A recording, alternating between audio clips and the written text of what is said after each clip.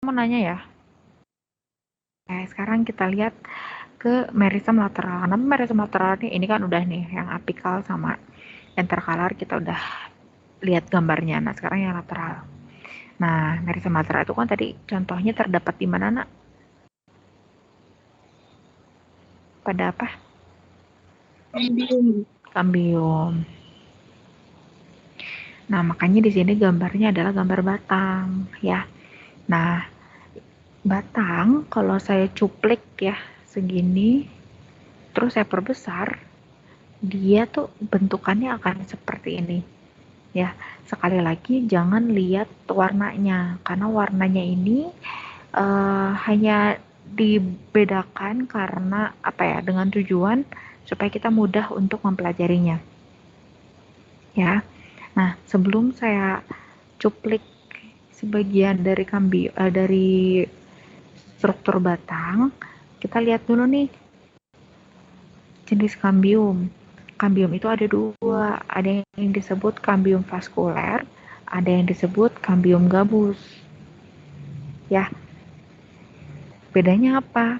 Kalau kambium vaskuler itu dia ada di antara pembuluh xilem dan floem gitu. Ada di antara jaringan pembuluh. Tapi kalau kambium gabus itu dia ada atau letaknya dia lebih luar. Ya, lebih luar, deket-deket ke epidermis. Gitu. Itu bedanya.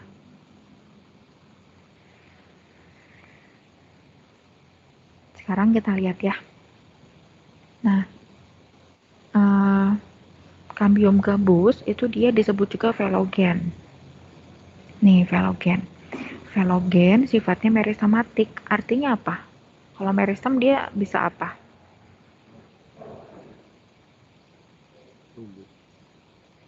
Tumbuh. Tumbuhnya dengan cara Belahan sel. nah, pintar. Berarti dia aktif membelah ya.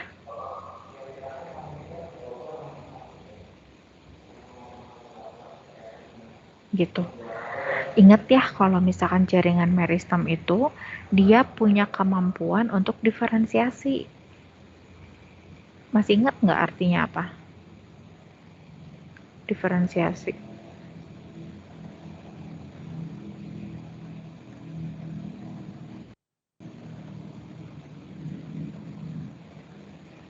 Masih ingat nggak? Berhenti bertumbuh. Kenapa? Berhenti bertumbuh. Berhenti bertumbuh, iya. Berhenti bertumbuh karena apa? Karena dia sudah melakukan perkembangan ya. Perkembangan sel menjadi kok sel sih jaringan dong. Kita kan lagi bahas jaringan. Iya, bentar ya Ibu ganti ini dulu.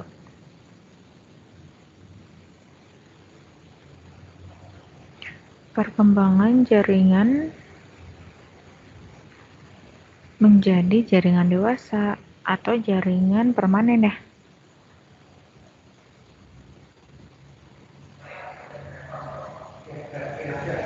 Gitu. Ya. Nah, kita tahu ya sekarang kalau kambium gabus atau velogen ini dia punya sifat meristematik. Sekarang kita lihat ke sini gambar ini. Velogen ada di sini. Ini adalah velogen. Karena dia punya kemampuan untuk membelah gitu ya, karena dia sifatnya meristem. Ini saya coba saya gambarkan ulang ya. Misalnya ini adalah velogen. Karena dia aktif membelah, maka setiap selnya dia itu dia akan membelah. Saya ambil contoh sel ini ya. Sel ini dia akan membelah keluar dan dia akan membelah ke dalam. Nah, kalau membelahnya keluar itu disebut velum atau gabus. jaringan gabus. Beda ya, kambium gabus sama jaringan gabus. Nah, kalau membelahnya ke dalam, dia akan menjadi veloderam. Ini nih. Ya, pembelahan keluar dia membentuk ini, pembelahan ke dalam dia membentuk ini. Nah, yang bisa mempertebal batang itu karena adanya veloderam ini. Gitu ya. Kan akan terus membelah tuh. Membelah. Nah, kalau di sini kan kita ngelihatnya kayak dia gambarnya kotak gitu ya. Tapi kamu bayangkan bahwa dia itu lingkaran karena kan kita ngambilnya cuplikan ini kan. Bayangkan dia lingkaran berarti dia akan mempertebal batang, diameter batang maksudnya. Makanya disebutnya meristem lateral karena dia menghasilkan pertumbuhan sekunder. Pertumbuhan ke samping. Gitu. Jadi penebalannya itu karena ini ya. Aktivitas dari kambium gabus. Gitu. Sekarang kamu udah tahu ternyata kambium itu nggak cuma satu jenis kambium yang biasanya kita pelajari dari SMP ya. Gitu. Ada dua ternyata. Kambium yang selama ini kita tahu itu kan kambium yang dikelilingi sama jaringan pembuluh ya. Tapi ternyata ada satu lagi. Kambium gabus namanya. Itu yang berfungsi untuk mempertebal batang juga sama. Ya, oke. Sekarang kita lihat fungsinya.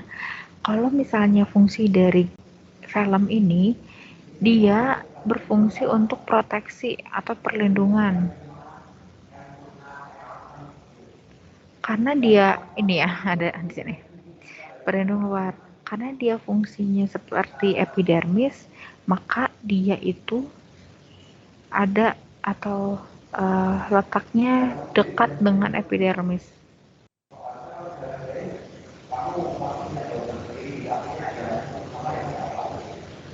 Gitu. Jadi dia sebagai lapisan yang melindungi epidermis gitu. Ya. Yang membantu, yang perannya sama kayak epidermis. Kalau veloderm, dia berfungsi sebagai jaringan dasar. Jaringan dasar itu maksudnya apa? Pengisi. Jaringan pengisi tumbuhan. Nah, dia juga bisa punya fungsi untuk macam-macam ya, karena dia nggak ada fungsi khusus kayak misalkan tidak hanya untuk fotosintesis dan lain-lain, dia sel-sel biasa, tapi dia bisa bantu untuk transportasi, gitu ya. Proses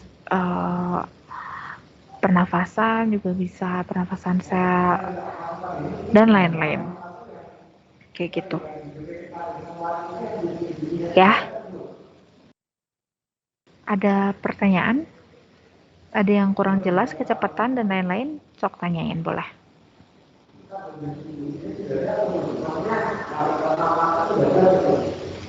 Sudah jelas? Bener ya, udah jelas ya. Oke, ini bisa saya lanjut atau mau dicatat dulu?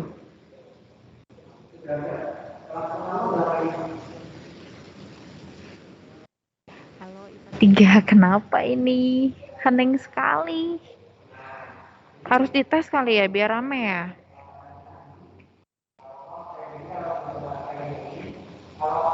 Halo, lanjut ya. Baik, terima kasih.